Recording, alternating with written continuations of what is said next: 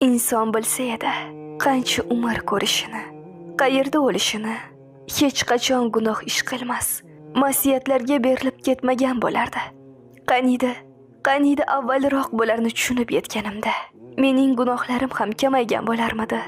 Vaqtni orqaga qaytarib bo'lganda, telefonimdagi videolarni deb namozlarimni qazo qilmagan bo'lardim. Ammo iloji yo'q. Senga qayta olmadim o'sha paytlar, Robbim. Xuddi uzoq umr kechirib, o'limim keksayganimda keladigandek yashadim. Video tomosha qilgan paytimda sen ikki farishtangni yelkamga qo'yib, hayotimni suratga olayotganingni o'ylamadim, Robbim. Nafsimning xohishlariga shariatingni qurol qildim. Sajdaga borganda ham qalbimni dunyoga berib qo'ydim. Iymonimni sayqallamay, gunohimni toshirdim, Robbim. Sen Qur'on o'qish uchun bergan ko'zlarni 24 soat internetdagi